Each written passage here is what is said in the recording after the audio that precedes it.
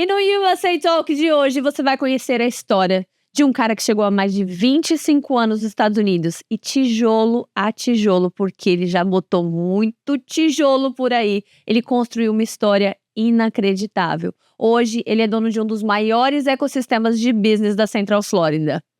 Vamos ficar aí que é quente essa história.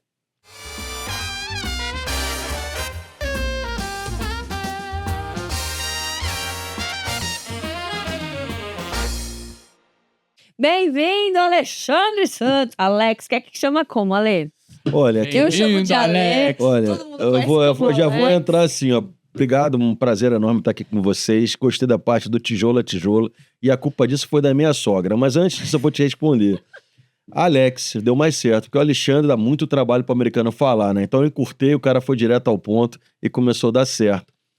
Tijolo é engraçado. Eu, 17, 18 anos de idade, eu já estava com a minha namorada, né? Então, e aí minha sogra falava assim para mim, cara, você é muito empreendedor, né? Você é muito trabalhador, né? Se tu tiver que ir para os Estados Unidos quebrar pedra, tu vai, né? Olha o que aconteceu. Profetizou. Sogra é um negócio que eu vou te falar. Profetizou. É incrível, né? E essa sogra já era do Brasil. Imagina, tu já é minha sogra há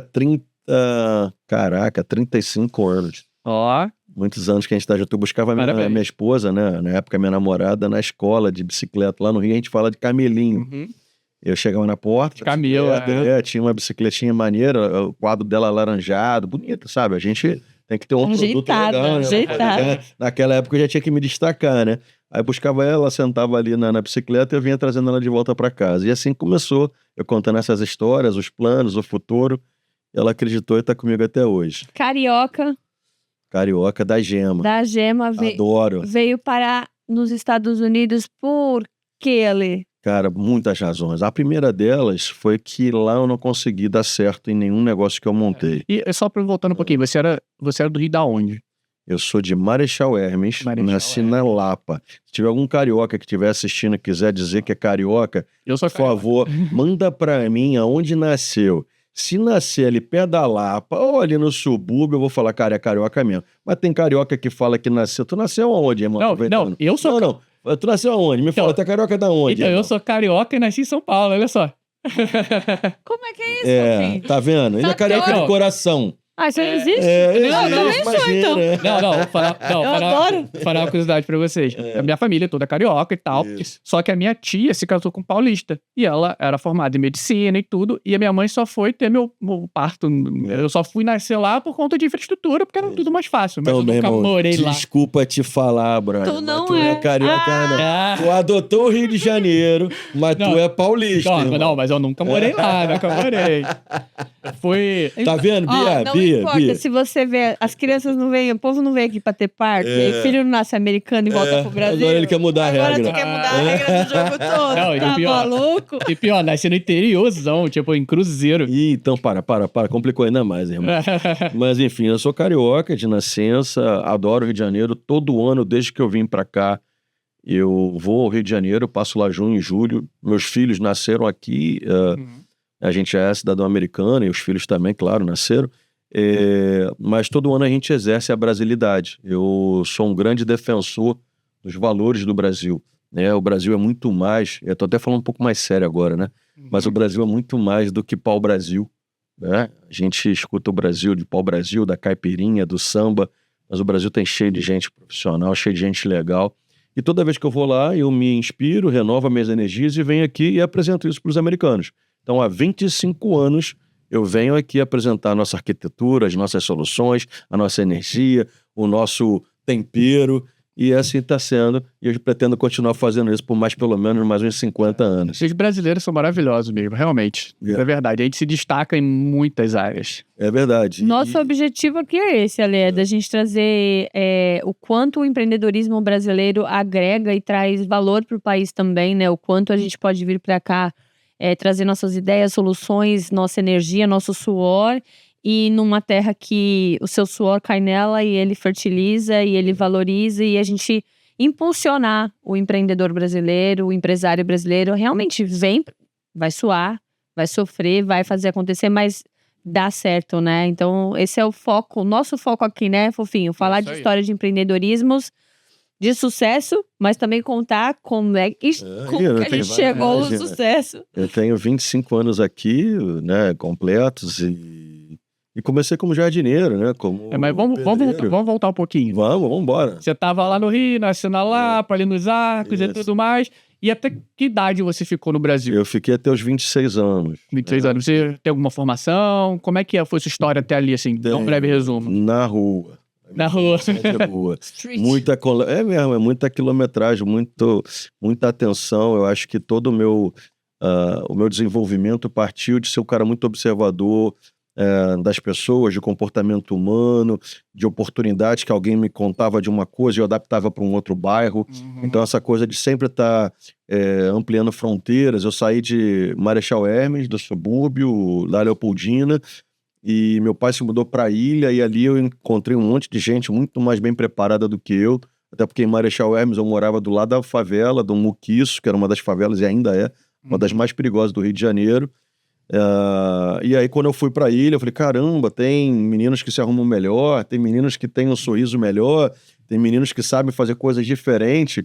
Eu comecei a frequentar lugares diferentes e aquilo preencheu minha cabeça. Eu falei, caramba, é aqui que eu vou arrumar uma namorada, né? Porque se eu arrumar lá onde eu tá, vai ser mais complicado. Você não vai sair de onde você tá, né? Então assim, sempre fui me desafiando, indo para um próximo passo, indo para um próximo nível, para uma próxima mesa, como hoje a turma aí do network fala, né? E eu já fui fazendo isso instintivamente.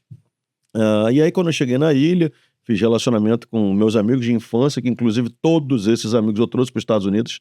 Legal. Isso é uma das minhas características. Eu, quando eu encontro um pote de ouro, a primeira coisa que eu falo é contar para meus amigos, para minha família, porque eu quero que todo mundo enjoie comigo. É muito melhor, né, do que fazer a festa sozinho. Verdade. E aí eu fiz isso. Lá eu montei uma barraca de fruta e legume. Aí foi uma primeira crise na família, meus pais, minha avó, todo mundo é muito... meu avô era militar, meu pai funcionário público, minha mãe também. Então, aos 17 anos, eu falei, olha, não quero mais que você pague minha escola, não recomendo ninguém fazer isso, eu tô contando a minha história, cada um faz o que quiser, né? Mas eu tinha uma classe média, meu pai que pagava a minha escola, eu falei, não faz mais isso, guarda o teu dinheiro, porque eu vou empreender. Ele falou, bacana, tu vai fazer o quê?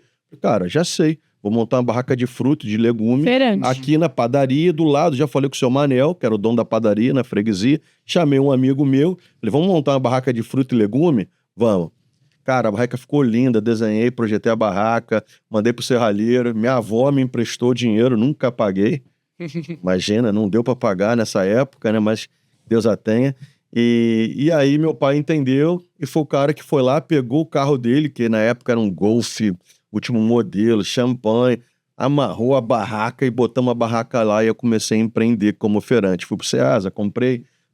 1 ano e meio depois, vendi a barraca. O ponto. Vendi o ponto, vendi a barraca. Vendeu o negócio, né? Irmão, imagina, já fiz meu primeiro exit. Nessa época eu nem sabia que chamava isso, né? Nem sabia falar inglês nessa época, enfim. Já fez um valuation ali da empresa? Parcelei pro cara que me pagou. Com a parcela, eu dei uma entrada numa van. Essa foi incrível, assim, na época que a Towner, vocês nem eram nascidos. Eu conheço essa. Vocês já eram nascidos nessa época? Por um carrinho, parecia até uma latinha de sardinha, e tava super na moda, chegou de Taiwan, eu acho que era o fabricante, era de Taiwan, chegou no Brasil, começou a varrer, eu fui lá, dei uma entrada na Towner, com a parcela que eu recebi da barraca, eu paguei os primeiros 18 meses, né, da Towner, e aí eu tinha que desenvolver o quê? Um ponto de lotada. Lotada lá no Rio, pra quem não sabe, lotação você pra levar lotar e levar embora. E aí o que eu fiz? Eu ia da Ilha do Governador, que é onde meu pai morava, até o centro da cidade, falando para as pessoas, vai pro centro, vai pro centro, vai pro centro. Não, entra aqui, ó. E aí as pessoas entravam 6 pessoas, chegava lá no centro, descarregava todo mundo, parava na Graça Aranha, entre uma árvore e um ponto de ônibus ali, e começava, vai pra ilha, e ali eu formei um ponto. Que 2 anos depois tinham 45 carros. Nossa, legal. Vendi minha vaga e montei um sacolão, uma empresa grande, já bacana, e aí eu quebrei. Não, mas aí já foi um negócio mais estruturado. Justamente estruturado eu quebrei. Então vamos lá. Mas vamos lá. Quando estruturou, quando tava tudo pra arrebentar, quebrei. Mas vamos lá, então. E qual que tu acha que foi o seu maior erro ali? Foi você deu um passo maior do que a perna? Foi falta de conhecimento? Ou foi situação de mercado mesmo? Não, foi falta de conhecimento, né? Inclusive o que vocês estão fazendo hoje, né? E tanta gente está fazendo, e a internet, o digital permite, é dividir conhecimento em larga escala. Naquela época, o conhecimento que eu tinha era muito do meu amigo, o cara próximo, tinha que pegar um transporte para falar com um contador, para saber o que o contador pensa. Enfim, era muito difícil, né? Hoje é muito fácil você empreender, com todo respeito aos jovens que estão cheios de energia, é muito mais fácil empreender hoje do que era antigamente. Hoje a gente leva todo o conhecimento do mundo praticamente no bolso. Hoje de manhã eu estava pensando, não existe razão, vou repetir isso, para hoje você não montar um negócio se você tiver energia, porque não falta conhecimento. Isso é verdade. Não existe. O conhecimento está disponível para qualquer um, em qualquer lugar, na hora que você quiser. Então, naquela época não era assim. Muito bem. Então, eu vi um lugar bacana, né, lá no meu hortifruti granjeiro, que chamava. Puta bacana, muita gente, só que muita gente num lugar bacana era ponto de ônibus. E ponto de ônibus não tinha estacionamento. Estacionamento não dava ao meu cliente, que era mais high-end, parar para estacionar. E o cliente do ponto de ônibus, que era muita gente, Não só levava comprava. uma bolsinha para casa. Só que essa pessoa só comprava produto barato. Então, assim, eu não tinha conhecimento de business, eu não fiz um business plan, não tinha nada. E um pouco de inexperiência, era jovem ainda, né? Tô 23 anos de idade nessa época. Aí foi um desastre, foi lindo, foi um negócio fantástico, assim, de beleza, mas deu errado. E aí liguei pro meu tio, né, tio da minha esposa, na verdade é meu tio de consideração, e falei pra ele, porque ele todos os anos ia pra lá e falava, Alexandre, cara, eu acho que se você for pros Estados Unidos, lá, meu irmão, tu é um cara empreendedor, tu é um cara, né? O tio da Silvia morava Mora em Nova York há 50 anos. Mora lá até hoje. Ele é meu padrinho de América e eu aconselho que todo mundo tenha o seu padrinho de América. E respeito o padrinho, tá? Porque muita gente tem até um padrinho, mas no dia seguinte discorda e sai dando cabeçada aí. E até hoje eu ligo pra ele, peço conselho a ele, porque ele tem um pouquinho mais de experiência que eu. Só o dobro, né? Então assim, respeito o padrinho. Então já fica a primeira dica aí. Ouça quem tá aqui há mais tempo, né? E escolha um padrinho, né? Um cara que tem princípios, que tem valores, que você Similares possa aos seguir seus. e respeitar. E aí, ele durante alguns anos, me vendo desenvolver meus projetos lá no Rio, falava comigo, cara, se tu tivesse feito isso lá, tu fizesse isso lá.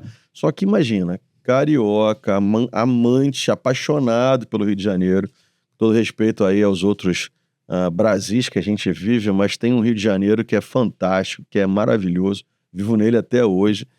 Então era difícil largar o Rio. Mas aí quebrou. Aí não tinha mais jeito. Aí não tinha minha avó para me dar mais nenhuma impulsão, né? Meu pai já falava, meu irmão, não dá mais, né? Tu já tá com 25 anos de idade. A esposa, na época, minha namorada, já tava trabalhando e ali eu tava perdendo o controle total do que eu podia fazer. E nessa época, me corrija se eu estiver errado, também o Brasil não tava num momento econômico tão bom também, né? Mas eu acho que sempre tem isso, irmão. Hoje, com a minha maturidade, o momento econômico tá ruim. Pode ser que tá bom pra outro. Eu acho o seguinte, hoje tá ruim. Não tá bom, obviamente. Mas eu acho que não se compara, pelo menos o que eu tive na minha infância. Entendeu? Na época de troca de plano real e tal. Acho que nessa época era mais complicado. Irmão, pode ser. Pode ser. Mas eu não vou nem entrar nesse mérito pra trás, porque pra mim eu acho que a dificuldade não foi do ecossistema. Quebrar, por pra exemplo. mim foi a minha imaturidade, foi a minha falta de experiência, foi os relacionamentos que eu tinha, que naquele momento não me levavam pra cima, ninguém me chamava pra ir pra igreja, não me chamava pra ir pra praia, ninguém me chamava pra ir pra festa. Enfim, então assim, eu acho que o relacionamento, pessoas com quem você anda, os meios, o que você procura, eu acho que faz muito a ver. Juntou isso tudo. Eu tenho um monte de amigos de 50 anos hoje que estão lá, que estão muito bem sucedidos, né? E viveram com os mesmos 50 anos que eu. Sim. Né? Então, assim, eu boto isso muito na minha responsabilidade de não ter dado certo, mas enfim, tive a sorte. E isso é uma coisa que eu falo pra todo mundo, tá? Muita da gente, a gente trabalha pra caramba, mas tem muita gente que se ofende quando fala, pô, tu teve sorte. Muita gente se ofende. Mas é verdade, tive mesmo. Porque sem sorte tu não vai em lugar nenhum. Tu pode trabalhar pra cacete, tu pode fazer tudo, mas sem sorte tu não vai em lugar nenhum. Pra mim, todo mundo tem que ter sorte. Eu valorizo muito ter sorte. Tá? E eu acho assim, só complementando o teu ponto, eu acho que sorte realmente existe, a questão de você estar no lugar certo na hora certa, mas você também tem que estar preparado pra aproveitar aquela oportunidade. Sem dúvida. A preparação é básica, é a tua obrigação, né? Não existe assim, eu sou bom porque eu trabalho todo dia. Não, irmão, trabalhar todo dia é a tua obrigação. Não, eu sou bom porque eu não passo a perna enganando. Não, isso é a tua obrigação. Né? Exato, não, porque eu me esforço pra caramba mais do que os outros. Não, irmão, isso é a tua obrigação. Exatamente. Mas é o seguinte, irmãozão, é o seguinte, joga um pouquinho de sorte, uma pitadinha de sorte. Acho que no momento de sorte que você fala ali é, ter um tio que mora aqui, que tá vendo o cara que é empreendedor e que abre a mente, né? Isso é um... E aí eu tive sorte dele insistir, porque ele podia ter desistido. Né? Por 7 anos ele foi lá e falava isso até a hora que eu fui ver o que era. E isso foi incrível, porque foi meu primeiro voo de avião. Eu nunca tinha voado até então. Não imagina, minhoca da terra. Aliás, nem minhoca, eu era um tatuí. Sabe aquele bichinho que fica na beira da praia? E qual era a viagem mais longa que você tinha ido? Tipo, Cabo Frio? Não, pô, tipo assim, Búzios era longe pra cacete. Ir pra Angra era um negócio assim, caraca, viajar. Né? Era mais ou menos isso. Então esse era o carioca. Eu até brinco, eu falo que eu era um tatuí, né? Eu sou um tatuí que aprendeu a falar e andar. Eu saí ali da areinha e comecei a criar cabelo. E aí, de repente, quando eu vejo, eu sou um tatuí falante. Né? Então, assim, de tanto que eu gostava daquele rolê ali que eu vivia. Mas, enfim, as circunstâncias me deram essa oportunidade do meu tio ser o meu anfitrião de América. Nova York, Ale? Nova York. Cheguei em Nova York em 2001, no dia 16 de junho. E lá, então, era Dia dos Pais. Naquele dia, ele me recebeu na casa dele, eu fiquei hospedado na casa dele. Você com 26 anos. Com 26 anos. E aí fui, então, fazer o primeiro churrasco, porque eu tinha, nessa época, um bar. Já tinha evoluído, eu tinha um bar no Meia. Eu não sei se vocês sabem, mas tem um... Como é que fala, né? Quem é do Meia... Eu não posso falar, essa eu não posso falar. Tem um trocadilho que a gente pode falar. Não. Né? Quem é do Meia não bobeia. Vou cortar o meio. Né? E aí, cheguei lá, fiz o churrasco do Dia dos Pais e tomei uma cerveja com ele. Sim. Achando que eu tava tomando cerveja lá da Brahma. E ali a cerveja era Heineken. Pô, tu imagina, irmão, carioca. Naquela época, Heineken não existia no Rio de Janeiro. Não, e é outro tipo de cerveja completamente diferente. Meu irmão, e verde, né? A garrafa da Heineken é verde. Eu tomava Brahma, tomava Skol. Que estranho, né? Meu irmão, mas aí chapei o coco, né? Primeira noite, né? E ela é mais forte, né? Meu irmão, menos aguada. Acordei no dia seguinte passando uma ressaca da porra e ele falando, vamos acordar, vamos trabalhar. E aí, Welcome to USA, né?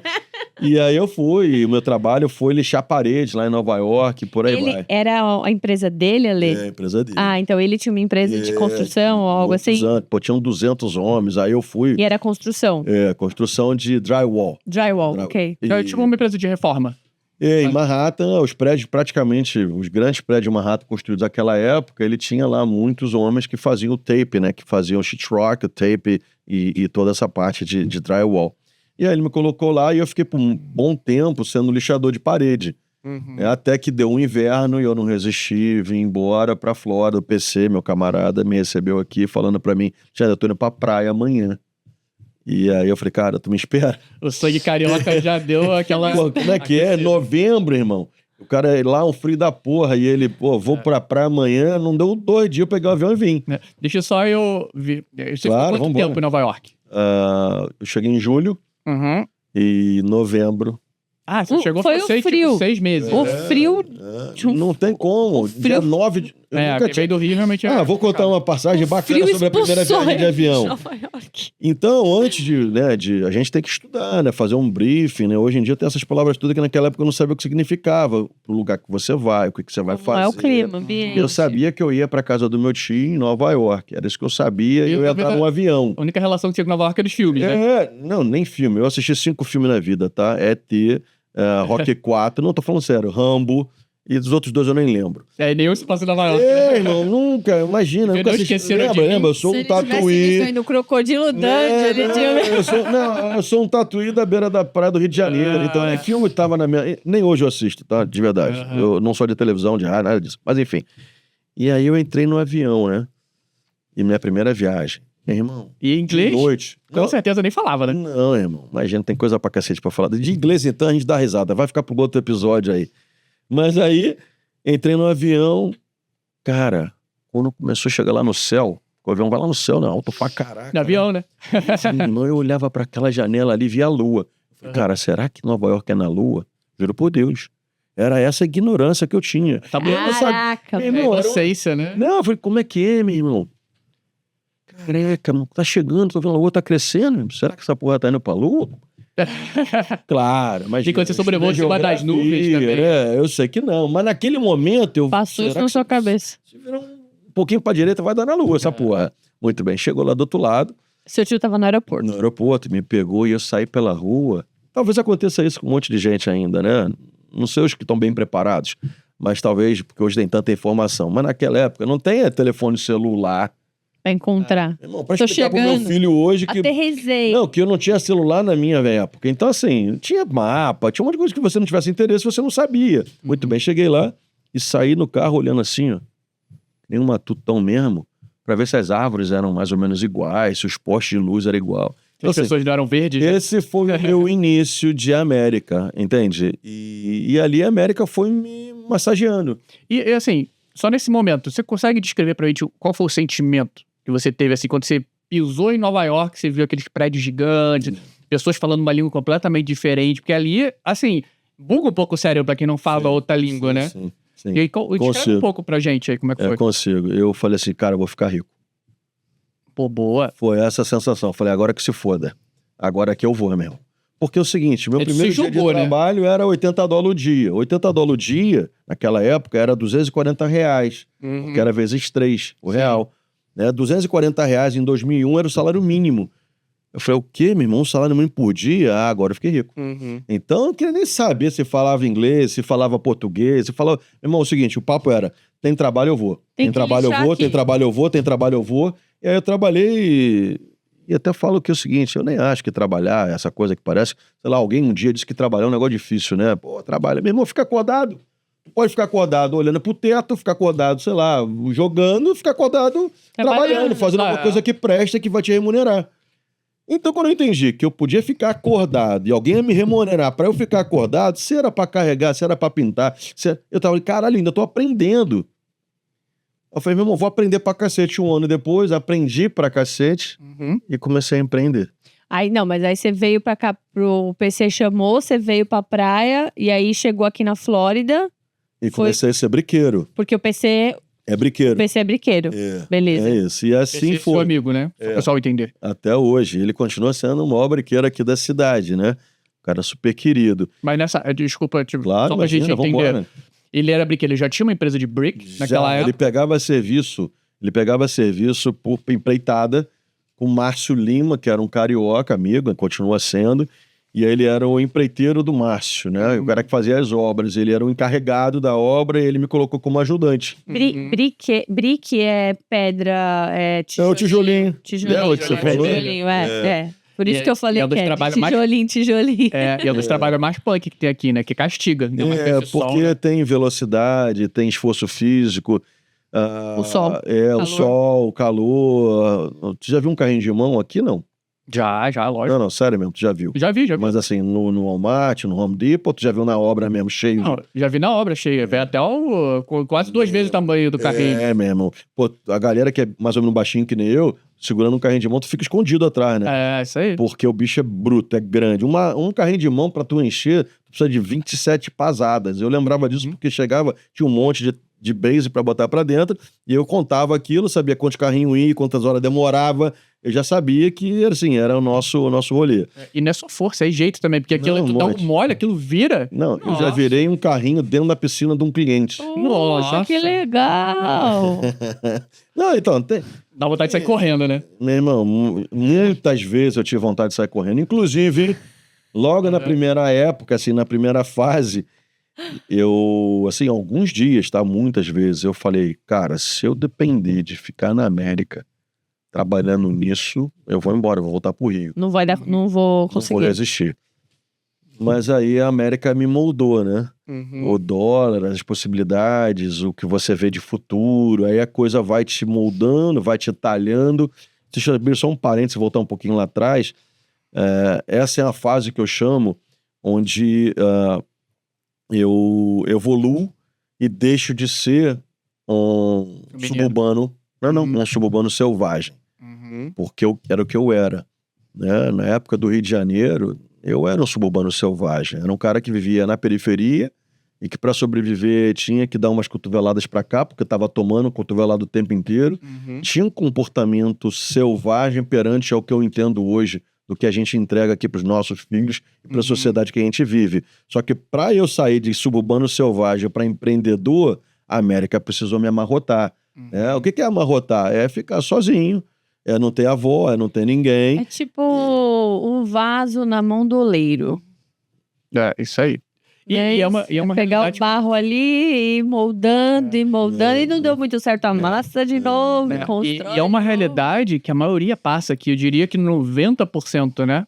Eu vou falar mais, eu vou dizer para você que hoje, inclusive, é uma das coisas que eu estou colaborando muito na vida de muitos empreendedores que estão vindo, grandes empreendedores, pessoas que deram super certo no Brasil com suas empresas, mas é trazer essa relação para eles, porque independente da tua conta bancária, você vai ter que ser amassado pela América. Você vai amassar seus valores, você vai entrar no final da fila, você vai falar menos inglês, você vai ser menos competitivo do que o americano que está na tua frente.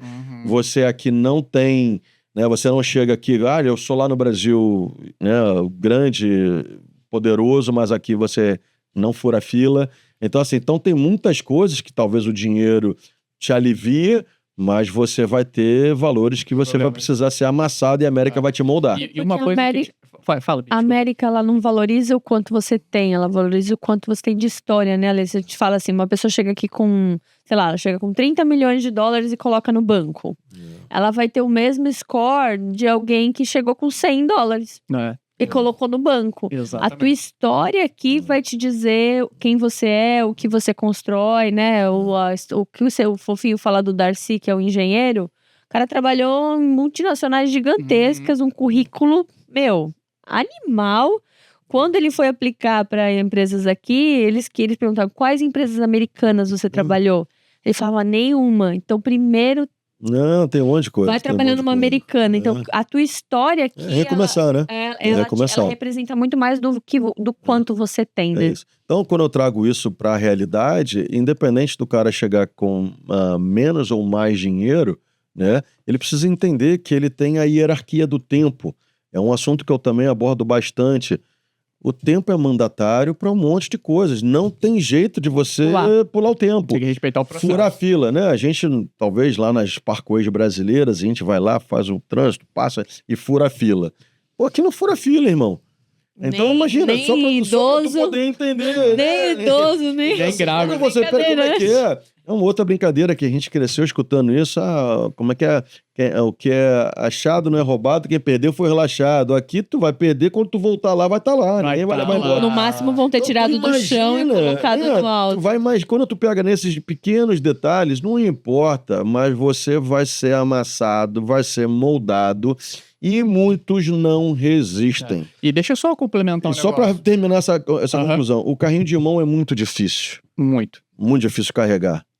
Mas tem outros pontos muito mais difíceis do que carregar carrinho de mão. Porque o que a cabeça não aguenta, o corpo não aguenta. Não aguenta. Então tem muita gente que a cabeça não aguenta, mas aguentaria carregar um carrinho de mão. Mas a cabeça não aguenta e a pessoa perde o foco e não evolui na América. E só complementando o que você falou, trazendo um pouco para o empreendedorismo, a gente tem a honra aqui de entrevistar muitos empreendedores. A maioria, obviamente, até porque o nosso programa é na língua portuguesa, são brasileiros, né? E assim, muita gente que é muito bem sucedida no Brasil, quando vem para cá, se você não tiver a cabeça de estudar e moldar o seu negócio, até o seu comportamento empreendedor aqui para os padrões dos Estados Unidos, você quebra. Entendeu? A gente tem inúmeros exemplos aqui de pessoas que vieram tentando fazer o mesmo negócio que tinham no Brasil com muito sucesso, vieram aqui, 90% quebra. Entendeu? Porque justamente pelo que você falou, que não respeita o processo e não busca, existe aquela soberba assim, eu sou muito bom no Brasil, sou muito bom em fazer isso, então eu vou fazer isso nos Estados Unidos também e vou destacar. E não é a verdade. Copia e cola não rola, não. É isso, e é por isso que eu falo sobre, né, essa hierarquia do tempo. A minha recomendação, inclusive, é algo que eu vou estar provavelmente me dedicando um tempo para o ano que vem, ainda não é esse ano, mas eu falo de um programa de 365 dias. Eu vou conectar agora com o que eu falei para vocês. Lembra que quando eu falei, cara, eu vou ganhar $80 por dia, vou trabalhar todo dia, vou aprender tudo e um ano depois eu comecei a empreender. Então faz isso. Se dedica 365 dias para conversar com a Bia, com o Renato, com a minha, com todo mundo. Se dedica antes de tu tomar a tua ação. Não, porque eu já sei, porque eu sou fera, porque eu mesmo. Calma. Que eu li. Respira. Não, porque meu amigo, né? Não, meu amigo, sabe? Ele mora, sei lá, em Ohio, ele mora em Nova York, ele mora na Flórida. Ele me falou que lá é sensacional e eu vou para lá, vou me mudar para lá porque meu amigo disse. Espera, calma. Experimenta. Conversa, participa de grupos empresariais, respeita esse um ano de aprendizado, porque a troca, seja lá a evolução da tua empresa, da tua família, do teu legado, você vai estar por um ano aprendendo para então tomar a decisão mais assertiva. Pô, vale muito mais. Você pode ser o tamanho que for. Eu penso isso, eu falo isso sempre hoje, né? A gente palestra muito sobre isso. Vale muito mais você ter, hoje você começar dentro de um ambiente, de um ecossistema que já está com uma sala menor, num ambiente que já está mais estruturado por pelo menos um período de um ano, entendendo quem é seu público, o que você vai trazer que vai dar certo e errado, do que você chegar com 2, 3 milhões, montar um baita de um negócio gigante, nananana, e aí ver que você vai ter que ajustar um monte de coisa no meio do caminho, só que quando você vai ajustar uma operação de 3 milhões... Já foi embora. Cada vez que vai ajustar, né, Ale? É uma já perdeu 2, né? Eu tá brincadeira. Imagina treinar um time com 50 funcionários. Você treinar 50 pessoas é uma coisa. Aí você tem que retreinar, porque não rolou muito bem o que você tinha de planejado. Dinheiro que não acaba. Faz com 2, com 3. Aí quando cresce também, né, Ale? Quem faz pequeno, quando cresce... Escala. Meu, estoura. E como é que você vai, complementando o que você falou, e como é que você vai treinar com conhecimento que você não tem? Não é verdade? Na verdade, as pessoas elas têm que tentar viver o crescimento que elas viveram no país delas. Elas têm sucesso hoje lá, mas como você começou lá? E eu quero até potencializar para também não parecer que aqui eu tô trazendo um assunto que é de dificuldade, não. Imagina o seguinte, tudo que a pessoa sabe que ela tem, tem um valor absurdo. Legal?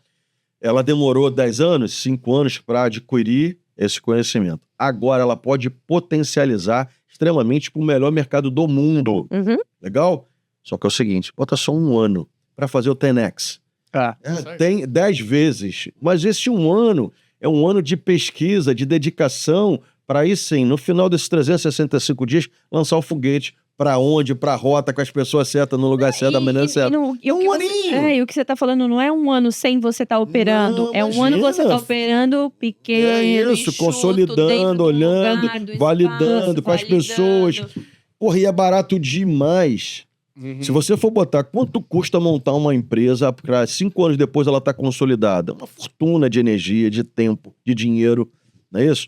Aí eu te falo, para você entrar no melhor mercado do mundo, você vai gastar um ano contratando a Bia, contratando o Renato, contratando o fulano, ficando próximo, experimentando, validando. Para um ano depois você então empreender, meu irmão, é de graça. Porque você está acelerando 10 vezes o tempo que você demorou para fazer aquilo no Brasil. E está errando menos. Porque o maior custo não é você investir, é você errar. Falou tudo. Exatamente. Rerota. E esses foram os grandes erros da minha jornada, né? Tudo que me deu muito trabalho foi porque eu fui talvez imaturo, impulsivo, e foi por tato, por feeling, por intuição que eu decidi. Quando eu errei, aquilo me custou mais do que o investimento que eu fiz. Então, essa é a minha versão hoje para colaborar na vida de muita gente. Muito bom. Agora eu vou voltar para sua história. Tá? Ih, tem história pra caramba. Veio pra Flórida. Quantas horas a gente vai ter hoje? Tem história pra caramba, né? Tamo aí, tô com tempo. Vamos lá, vem pra Flórida. Quero perguntar aqui rapidinho. A história tá legal, galera? Manda aí, marca os caras aqui, manda um like, siga o canal deles, que é sensacional. Eu tenho até uma proposta que eu vou fazer pra eles já. Fiquem espertos aí. Começou o Shark Tank aqui. Vamos lá. Veio pra Flórida, né? Você fez esse tempo de maturação, né? Você vai aprender, tomou muita porrada, fazendo brick. Aí você começou a empreender. E em que momento que foi e com o que foi? Com o brick, né? Eu, como eu falei, né, em geral, eu tomo algumas decisões muito temperamentais, baseadas na minha intuição. E quando eu vi que eu não tinha alternativa, falei, cara, meus amigos estão ganhando $120 o dia, eu ganhava 80 e tava assim... Não estava feliz com o que eu estava fazendo. Eu falei, não, já sei mesmo. Eu vou ficar melhor que eles. sou competitivo, vou aprender então, vou parar de reclamar e vou para dentro. 6 meses depois, eu virei um dos melhores profissionais de instalação daquele segmento. Até o próprio PC tem uma história bem divertida, porque então eu precisava também aprender a falar um pouco de inglês, pelo menos o inglês técnico, daquela atividade que eu fazia.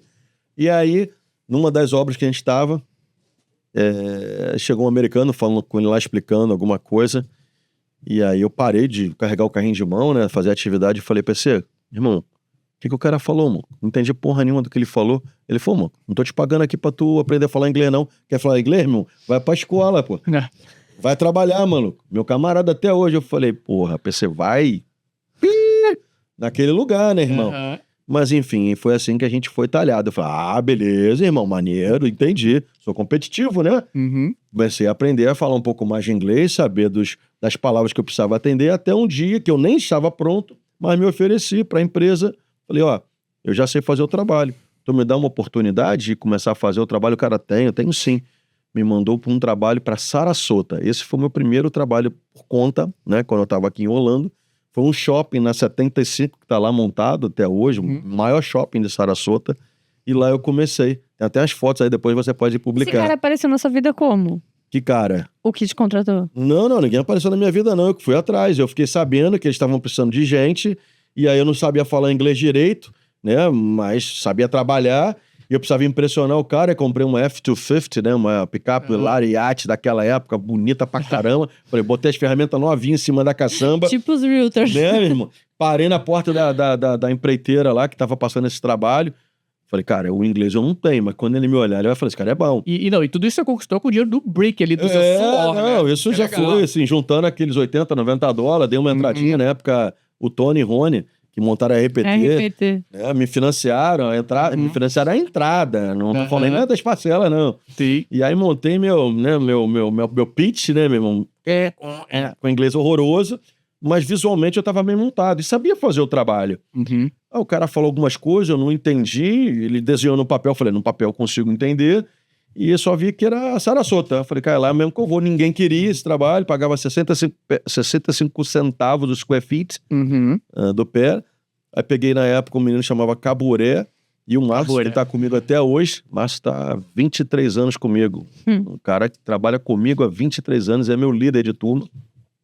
E também quero ver quem tem um parceiro, um trabalhador junto há 23 anos. Um dia a gente senta junto para conversar com o Márcio também. É um fenômeno. Foi comigo pro Brasil, viajou comigo, a gente fez muito trabalho junto. E aí foi para lá passar a Sarasota e lá eu comecei. Fiquei 6 meses fazendo esse projeto lá, executando. Eu pensei assim, eu como ajudante eu ganhava $100, fazendo o trabalho por conta, pagando o Márcio e o Caburé, sobrava 250. Meu irmão, imagina, saio daqui 5 horas, chego 10 horas da noite, mas vou passar a ganhar $250 o dia. A Silvia tinha acabado de chegar e eu falei, cara, eu preciso fazer uma festa pra gente receber ela, a família, fazer um puta festão.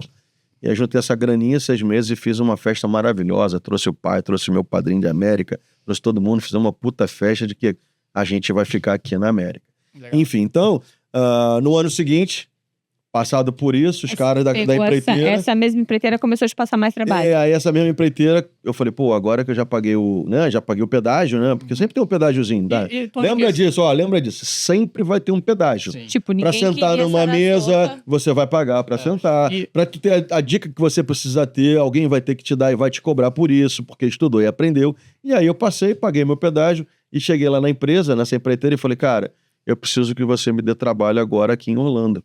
Porque tá pesado, eu te entreguei o trabalho lá, o cara falou, não tem problema não. Dia 3 de janeiro de 2003, ele me deu um trabalho no Indemir. E aí dali eu comecei, fui indo, montei 7 turmas, tinha 7 turmas trabalhando, aí eu vou te dar aí um pausa, porque a história é comprida, a gente volta nela, mas aí até em 2007 eu fui um dos maiores empreiteiros aqui, porque eu tinha muitos grupos, que legal. Né? E aí entra um momento que tem o subprime, né? E aí aquela quebradeira das casas, o mercado americano. A crise de 2008. E aí de novo prevalece o quê? A minha visão, o empreendedorismo. Eu falei, cara, e agora? Aí fui fazer um mapeamento do mercado. Fui nas fábricas de brick, que já me conheciam, fui nas construtoras e perguntei pros caras, falei, como é que vai ser os próximos 5 anos? Aí eles falaram, olha, não vai ter new construction, Então, a gente vai ter que ter um mercado de remodelação, porque as pessoas vão parar de comprar casa e vão ficar mais tempo nas suas casas, mas elas querem morar melhor, porque é da natureza. Um filho faz 18, um filho faz 23, uma pessoa se muda, é um movimento humano, é assim. Então, vai ser um mercado de remodelação. Fui em todas as fábricas, convenci eles de me mandarem consignado para cá, para Orlando, para montar um distribuidor varejista, que não tinha, só tinha fábrica de brick. E aí montei então a Pavers Depot. Ah, que legal. Na I-4, passei lá procurando o terreno, tinha um terreno cheio de entulho, tinha o Michael Tyson, lá, o dono da área. Passei, ele era um redneckzão, cheio de aquele estilo bem redneck. Aí eu entrei com o meu inglês ruim e a gente tentou se comunicar. No final, ele deu uma cusparada no chão, que fumo, né? Que os caras usam fumo na boca. E aí me lembrou pra dentro de um office, me mostrou assim: olha, esse terreno todo é meu, você pode montar o que você quiser aí. Legal. Aí eu monto a Pavers Depot e vendo a Pavers Depot em 2012. Foi meu segundo exit de vida.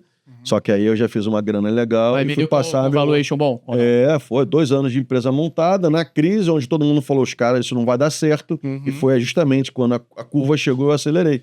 Aí passei à frente de uma galera, né, e saí do outro lado, vivo, graças a Deus. E eles te mandavam o contrato que você conseguiu com as distribuidoras, porque como tinha que buscar o brick longe, né? Ia ficar muito mais caro para todo mundo conseguir esse material. Então, se as distribuidoras deixassem já num lugar aqui, elas iam ter maior chance de vendas.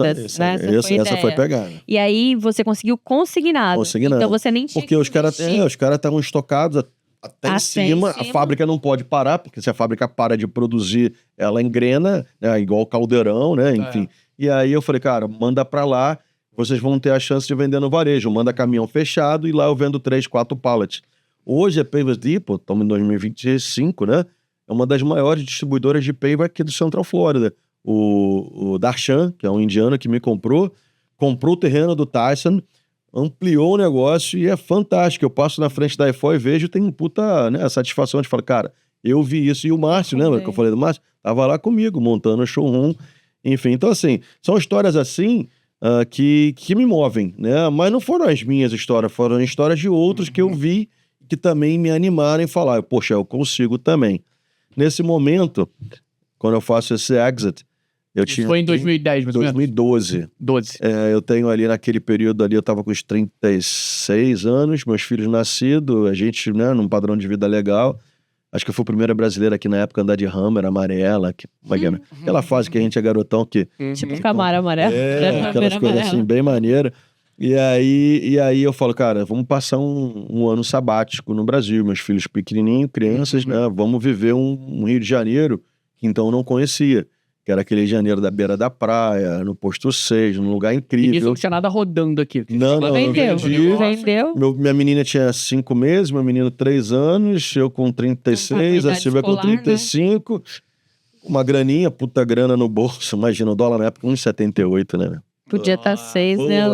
Imagina. Aquela promessa de Brasil bacana aqui, Olimpíada, Copa do Mundo. Falei, cara, vamos tirar um ano sabático. Como bom carioca, foram quase 3, né? Aí voltou seu suburbano selvagem. Deu uma dilmada. Quando bate a meta, dobra a meta. Mas aí, olha que maneiro, né? Eu saio do subúrbio, venho pra cá, faço essa história de 10 anos vitoriosa, passo esse tempo lá, só que lá eu conheci novos relacionamentos. Novos ambientes. Novas pessoas. Outro Brasil pra você. Outro Brasil. Frequentei o Casa Shop, que é um shopping maravilhoso de moda casa. Peguei obras lá também. Apresentei o que eu conhecia de técnicas americanas e acabei virando um dos grandes empreiteiros do Porto Maravilha. Oh, que legal. Tive 200 funcionários lá, com o meu compadre, que na época estava em Nova York, eu trouxe ele. E aí, quando dá 2015, que é quando meu plano de vida era meu filho voltar, eles serem alfabetizados aqui, a gente não foi mudar pro Brasil.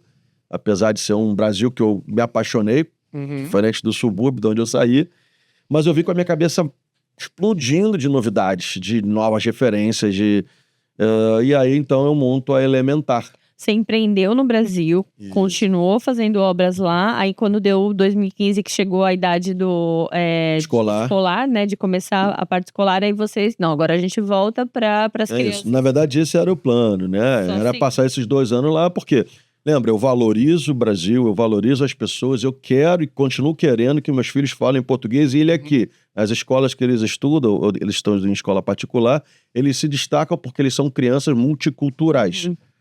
O que para alguns pode ser, não, meu filho não fala português porque não sei o que lá, porque não. Besteira. Eu divulgo o seguinte, meu filho é filho do mundo, minha filha também, ele fala espanhol fluente, português fluente, ele se destaca no meio dos americanos, amigo dele, porque ele fala 2 idiomas e visita o mundo inteiro. 3. 3 idiomas. Então, assim, isso sempre foi o nosso mote de vida. Então, ter passado esses 2 anos lá... E tu vendeu a empresa, Leila? Não, eu deixei com o meu compadre. Deixou pra ele. Eu deixei com o meu compadre. Assim, só voltando um pouquinho nesse primeiro Salve do Brasil. Falei que era história pra caramba, né, irmão? É super interessante. Vamos lá. Você tava aqui, vendeu seu negócio, foi com uma grana legal lá. E qual foi a maior diferença que sentiu, o maior impacto que você sentiu em empreender? Porque agora você já não tá mais comprando a barraquinha de fruta, você tá empreendendo na construção. É uma coisa com uma escala diferente. Boa questão. Né? Qual foi o choque que você teve? Pra mim foi muito fácil. Eu vou te falar, eu não tive essa impressão de nada difícil no Brasil, não. Até porque depois que você vem pra cá e adquire um monte de conhecimento americano, você chega no Brasil, isso é importante falar pras empresas também, tá? Muitas vezes a empresa vem pra cá, ela vai aprender, o que ela aprender aqui, ela leva de volta para o Brasil, é muito valorizado. Mesmo se ela não ganhar dinheiro aqui, né, porque uma questão, ela aprende coisas que pro ecossistema dela, para o lugar que ela frequenta, tem muito valor. E aí, quando eu chego no Brasil, tendo feito um exit nos Estados Unidos, tendo conhecimento sobre a pavimentação que eles não tinham, eu fui chamado para rodadas de arquitetura, rodadas de engenharia, cidades me chamando porque eu tinha conhecimento gringo. Né? Então as portas se abriram, eu consegui pegar, inclusive, a obra do Porto Maravilha. Eu levei os espanhóis, que foram quem especificaram, né, os pisos que foram feitos lá para o Porto Maravilha, na minha loja, porque eu montei uma loja lá. Esse papo de ano sabático de empreendedor sabe? Ninguém para. Mas não demorou 2 semanas, eu já estava lá no corre, já estava fazendo minhas coisas. Mas foi incrível. Então, assim, eu não tive essa dificuldade. Na verdade, para mim foi até muito receptivo. E eu estava mais contando para o Brasil quanta coisa bacana que a gente tem aqui na América, né? Então, é aquela história. Se às vezes você está numa bolha e aqui tem uma outra bolha, eles não se falam, mas aqui você conta para aquele cara, você consegue ser uma pessoa que conecta, e isso está dentro da minha visão. E aí criei essa casca, né, de fazer de novo, e aí eu pensei, cara, o que eu vou fazer na América, né, quando eu voltar? Vou continuar sendo empreiteiro? Vou fazer um negócio? E aí eu entendi que do mercado outdoor não tinha uma empresa que consolidava tudo. Sempre foi muito dolorido para o cliente final comprar, né, uma piscina com paisagismo, com móvel, com isso, com aquilo. Não tinha aqui cada um especialista, né? Aqui né, Ale? É isso. E aí eu falei, cara, eu vou consolidar isso, vou entregar um one-stop shopping solution, né? Vou ser o cara que vou resolver 100%. Por quê? Porque a referência do Brasil é essa. Então, mais uma vez, eu peguei o que eu aprendi lá, nesse nível que eu frequentei, e falei, cara, eu vou ser um empreiteiro completo que vou construir a área externa.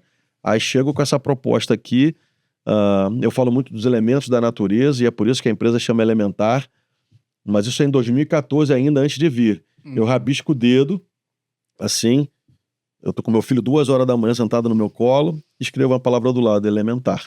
Ali eu tive a visão, ali eu falei, cara, é isso que eu vou fazer. Só que a empresa só abre em 2018.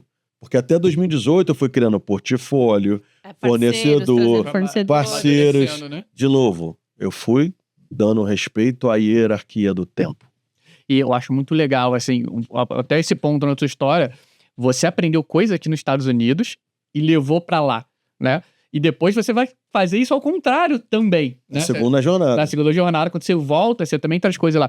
E é legal porque eu acho, talvez eu tenha uma impressão errada, mas o mercado de interior designers, de coisa... Nossa, do Brasil é muito...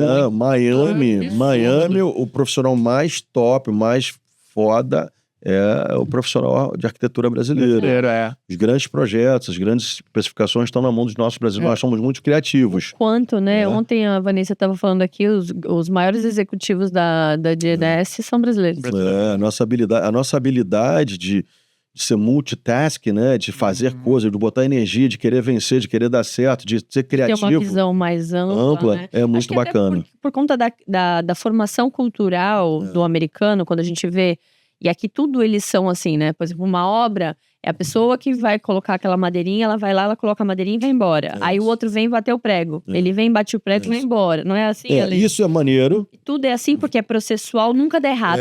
Isso é legal pra caramba. A gente precisa respeitar, porque assim, vamos lá.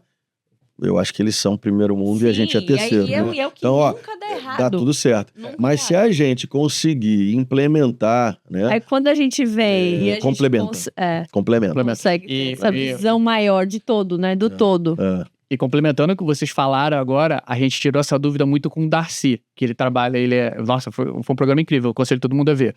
E ele trabalha numa empresa de infraestrutura aqui. Ele que faz os estradas aqui de Orlando e tal. E a gente teve essa curiosidade, perguntou por que o americano é altamente especializado. E ele explicou pra gente, porque tudo, como a mão de obra aqui é difícil, tudo é altamente industrializado. Padronizado. Para não perder tempo. Para não perder tempo, exatamente. Dúvida, não tem dúvida. E ele deu um exemplo pra gente muito legal. Que se você pode pegar um parafuso e trocar o parafuso por um parafuso melhor, eles não querem, porque aquilo vai mudar toda a cadeia de processo. E é exatamente essa cultura que a gente tá falando, né? Cara, eu tomei uma, não sei, né? Eu vou até comentar aqui depois, se precisar editar aí, o pessoal da edição pode cortar, tá? Mas eu tomei uma, assim, muito, muito forte. Eu sempre gosto de conversar com pessoas mais velhas. As pessoas me perguntam assim, Alexandre, quantos livros você leu, né? Eu falo, cara, eu nunca li um livro, e é verdade. De novo, não recomendo. Mas eu leio as histórias dos livros das pessoas que me contam. Elas já me contam o resumo, né? E eu presto atenção. E aí eu fui conversar com um cara que é um líder aqui. Ele tem uma academia de arte marcial. E ele é alemão, né? E é um cara, assim, que tem 8.000 alunos. Cara, como que ele gerencia isso? É uma escala bem grande, né? Ele foi me explicando, etc e tal, por 1 hora. Eu já, naquele modelo de mentoria, né? Mas nessa época não existia mentoria, ou pelo menos não era disponível para mim, então, no digital. Muito bem. Uma certa hora lá da conversa, eu cheio de plano, cheio de ideias, cheio de intuição, né? Aquela coisa toda nossa, né? Ele virou, pô, deixa eu falar uma coisa pra você. Ele fala um português, você não me leve a mal. Falou assim, só que ele é Kung Fu, faixa tampa. Ele mesmo, se esse cara falar alguma coisa, não pode nem brigar, né? Corre. Ele falou assim, sabe por que vocês latinos são do terceiro mundo? Porque vocês são, isso que você falou, muito intuitivo, muito cheio de romance, muito cheio de... A gente é alemão, a gente faz assim, o prego, o parafuso, e aí funciona. Se vocês deixarem de levar tudo na emoção, vocês vão dar mais certo. Meu irmão. E eu falei, cara, eu vou dar uma tapa na orelha desse cara, meu irmão. Mas como, né? Aí no final eu agradeci e ele entendi. Então, o que é a nossa habilidade, e aí eu vou trazer isso para vocês pensarem, uma reflexão, tá? Não é uma afirmação ainda não. Talvez eu vou ter alguns anos de estrada para afirmar isso que eu vou falar agora. O que mais nos habilita a ser quem nós somos, esse povo descontraído, bacana, alegre, cheio de... Isso é o que mais todo mundo se encanta. Versátil. Né? Mas é o que mais nos atrapalha como nação. Por quê? Porque cada um que tem a sua habilidade, a sua capacidade, na sua cultura, porque um veio do Japão, porque outro veio da Itália, porque outro veio da França, porque outro não sei de onde, quando a gente cresce, a gente não se une. Então, o que mais nos promove é o que mais nos atrapalha como um povo. É porque a gente também não tem um contraponto, né? A gente não tem um equilíbrio. A gente é demais nisso também, existe esse ponto, né? O que mais nos promove é o que mais nos atrapalha. Eu acho que às vezes, assim, o que a gente traz hoje de... Você tem um problema, você ser versátil, você conseguir desvencilhar e trazer solução, ser proativo, não significa que você tem que mudar todo o processo. Então, assim, às vezes tem um problema no processo, você vai resolver aquele problema, mas não precisa mudar tudo o tempo todo. Aí tu pega a colonização brasileira do sul, do norte, do nordeste, todas as regiões do país, ali tem, logicamente, sua cultura, suas lideranças, essa criatividade, essa influência gostosa nossa, mas aí quando os líderes começam a ser líderes, eles não querem mais, mas não se unem, porque já não tem mesmo propósito, porque não tem um centro comum. Então, de novo, o que mais nos promove é o que mais nos atrapalha como nação. Vamos ver se a gente consegue. E aí, não sei se é a última chamada que eu vou ter aqui, mas eu quero botar isso bem claro. Na minha jornada atual, eu falo sobre ser imigrante, sobre ser empreendedor e quero convidar para ser um líder global. Tá? Hoje eu consigo falar de Brasil, consigo falar de América, consigo refletir na cabeça de alguns americanos que querem abrir sua cabeça, mas também quero, né, e posso ajudar muito o brasileiro, o latino. Então, assim, um líder global, ele consegue falar sobre vários assuntos porque ele se desprendeu e viveu em grandes momentos, em várias histórias. Então, quero te convidar, Renato, você, Bia, vocês já são, na verdade, mas cada dia mais para que a gente possa trazer isso. Sai de ser um imigrante, não importa se tem dinheiro ou pouco, se transforma num empreendedor de vida e o próximo passo se transforma num líder global e vai impactar os outros que estão chegando aí. E a Elementar existe até hoje? Quantos anos, Ale? E o teu maior público dentro do... Legal, boa pergunta. Eu parto do princípio que eu falo que a vida acontece lá fora, né? Isso é um estilo de slogan. vida. É o slogan de vida. E começa realmente com a Elementar, onde eu falo em inglês, né? Meu público é americano, o cliente Elementar, a construtora de área externa, né? Life happens outside. Né? A vida acontece lá fora. Eu promovo que as crianças têm que ir para fora. Eu promovo que o pai e a mãe vai deitar com a filha numa grama sintética e vai ver Shooting Star, vai ver Estrela Cadente. O que hoje, antigamente, ter um telefone na mão era um sucesso. Hoje, ver uma Estrela Cadente com um filho, você vai chorar. Eu falo isso com meus amigos americanos que têm criança. Eu falo, cara, que legal, que experiência bacana. Então, eu falo sobre vida. E aí, sobre essa vida, sobre esse lifestyle, com família, né, a gente começa aí a crescer a Elementar para outras atividades. Então, hoje a gente tem um ecossistema, um grupo empresarial, onde eu posso receber pessoas, empresas, para trazer as suas empresas para os Estados Unidos, para realmente falar da Flórida, falar de progresso, falar de vida, falar de crescimento. E aí, montando os ambientes externos, montando os prédios, eu começo a receber toda essa gente e isso se transforma no grupo Elementar. Então, hoje, aquele princípio de união, de trazer gente para um próximo nível, de poder fazer isso, tudo que eu venho fazendo, hoje se transforma no grupo Elementar. E que brevemente, em primeira mão aqui, a gente vai estar lançando um programa de 365 dias para o sonho americano. Então, mas o Grupo Elementar começou reunindo empresários da área de design, construção, arquitetura, tal, voltado para a área externa, e também tinha muita coisa da área interna, porque como o público estava com você também abriu muita oportunidade. Corretores, brokers, todo um ecossistema voltado da construção. E aí depois, hoje você já tem um outro espaço que é o Beach Club, né? Isso aí, que é um Sport Center. É um Sport Center, e ali é um outro nicho de empresários que querem vir para cá para empreender nessa área. E a gente tem o Business Center, que é um centro corporativo, que a gente tem escritórios e tudo mais. Então, hoje é um pouquinho maior, por isso que é o grupo, né? E assim, grupo, eu fui aprender agora recentemente. Lembra que o que mais me motiva e sempre me motivou foi conhecer o próximo nível. Me transformar em aprendiz no próximo nível. E aí, há 2 anos atrás, eu já tinha esses espaços, esses endereços, já organizava isso meio que do meu jeito. Falei, cara, mas eu preciso me transformar em empresário, porque empreendedor já sou.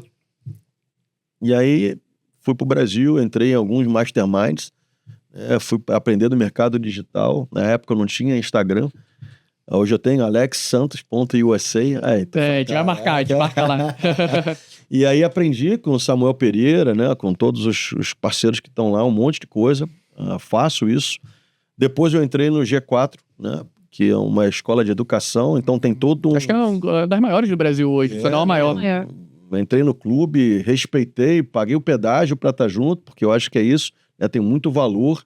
E naturalmente aprendi. E continuo aprendendo. E isso pôde me fazer enxergar que eu tenho um grupo empresarial. Mas não está formado oficialmente com uma LLC, com uma holding, como você, né, Bia, domina muito bem esse assunto. Mas estou em formação. Então, veja bem, eu me coloco de novo num desafio, me reorganizo, me transformo em aprendiz. Como aprendiz, isso me dá energia, porque ao final da jornada eu quero evoluir o tempo inteiro como empreendedor, igualzinho quando eu puxei aquele primeiro carrinho de mão e que o cara tava fazendo lá mais dinheiro do que eu. Falei, não, peraí, meu irmão, vou aprender, vou fazer também. Exatamente, excelente analogia. O princípio é o mesmo. Deixa eu falar uma coisa pra você. você já tem essa jornada, você errou e acertou, tanto aqui quanto no Brasil, né? E qual mensagem que você daria para alguém que quer empreender aqui, que tá lá no Brasil e tudo mais, porque a realidade hoje é muito diferente da realidade que você viveu, Sem dúvida. né? E qual que seria a maior dica de ouro que você poderia dar para essas pessoas que querem começar a empreender aqui ou simplesmente vir e ter uma vida aqui? Eu acho que não tem a menor dúvida. A hierarquia do tempo tem que ser levada em consideração em qualquer projeto. Uhum. O cara precisa resistir à hierarquia do tempo. Ele precisa ver. Eu vou trazer um exemplo para ficar muito claro para vocês. Quantas vezes o Ayrton Senna saiu dos boxes? Algumas vezes. Muitas, é. Quantas vezes ele chegou lá na frente e ultrapassou todo mundo? Então ele entendia a hierarquia do tempo, que ele tinha que sair do boxe e ia lá. Ele não parava, ele não se detemia, ele não ficava mole, não desistia. Mas não tinha jeito, ele tinha que enfrentar. Então, na hora que você vem para cá e começar é saber aonde você quer ir, ter o foco bem voltado aonde você quer ir e suportar, resistir o processo, mas não desistir. Só que isso leva tempo. E a maioria dos erros que eu vi de empreendedores, de pessoas, de todo mundo que vem para cá, é não resistir à hierarquia do tempo. Então, 365 dias, eu acho que é um tempo bem razoável para que você não tome nenhuma atitude drástica, para que você tenha bons profissionais ao seu lado, para que você faça parte de grupos como o nosso, né? Para que você possa efetivamente tirar suas conclusões, porque ninguém vai decidir por você, ninguém vai assinar o contrato por você, é você que vai assinar. E se aquele contrato estiver mal escrito ou mal lido, a culpa e a responsabilidade é tua. Então faz o seguinte, investe 365 do teu dia, do teu tempo, no primeiro ano, e aí depois você toma as tuas decisões mais difíceis que você tiver que tomar. Viu? Tá fácil. Não é mais difícil. Fiquei até sem palavras agora com essa dica. Então, a gente já tá com 1 hora de programa. Vamos chegar agora pro final, né? Bora. E eu vou deixar a Bia fazer as considerações finais aí. Claro, vamos embora. Ale, obrigada por dividir. Acho que é um privilégio, né? Quando empresários vêm para cá, é generoso muito da sua parte dividir. A gente fala isso o tempo todo, né, Renatinho? Que se mais pessoas tivessem feito isso, né? Se a gente tivesse tido histórias assim de verdade, falar realmente o que deu ruim, o que quebrou, o que deu certo. Muita gente só quer contar vitória, o lado né? bom, É né? isso. Isso muda o mundo, eu acho. Eu vou até comentar rapidinho. Eu sei que você já tá doido pra me mandar embora, que eu falo pra caramba, mas eu vou comentar sobre quebrar. Eu até escrevi na semana passada, eu cheguei à conclusão de que eu quebro todo dia. Eu quebro toda semana. Quem falar que nunca quebrei é mentira. Porque é o seguinte, para você conseguir crescer, você vai quebrar. Você vai dividir para somar. Você vai quebrar a tua ideia que você tinha certeza porque alguém vai te provar o contrário. Você vai se comprometer com alguma coisa que você não vai conseguir fazer e você vai ter que dar um passo atrás para pegar impulso. Então quebrar é um exercício do empreendedor. Você vai quebrar todo dia até você se transformar num grande, forte, potente grupo empresarial. É nesse caminho que eu tô. Mas continua, Bia, desculpa te interromper. Isso, assim, acho que pra gente é bom e o nosso objetivo maior é esse, assim, é trazer realidade pras pessoas, assim, não só facilidade, né, como se vende muito hoje. Então, muito obrigada pelo seu tempo, que a gente sabe que é precioso. Imagina. Obrigada por estar com a gente. Vamos junto, né, fofinho? Muita coisa pra construir e pra estar junto aí. Sem palavras, papo maravilhoso. E obrigado por dividir um pouco desse conhecimento com a gente e mostrar que realmente é possível ter sucesso aqui nos Estados Unidos, né? Mesmo estando no Brasil, não importa o seu tamanho, nem o seu conhecimento, né? Com esforço, a gente consegue. E bora procurar o Ale aí, que, olha só, ele está à disposição para te ajudar nesses 365 dias de caminhada, né? Não é todo mundo que se dispõe, né, fofinho? A maioria não se dispõe. A maioria não se dispõe. Obrigada, Ale. Obrigado, Ale. Obrigado a vocês, obrigado a todos. Prazer enorme estar aqui. E vamos lá, vamos falar mais vezes. Tem muita história pra contar. Tem as partes engraçadas assim que dá pra gente morrer de rir. E tem parte muito séria, muito importante, que eu espero poder colaborar realmente na vida de muita gente que tá chegando. Não, com certeza a gente vai te chamar de novo. E o meu slogan é: a vida acontece lá fora, vem comigo, é a realização dos seus sonhos. E quebre todo dia. É isso. Valeu, gente. Tchau, tchau.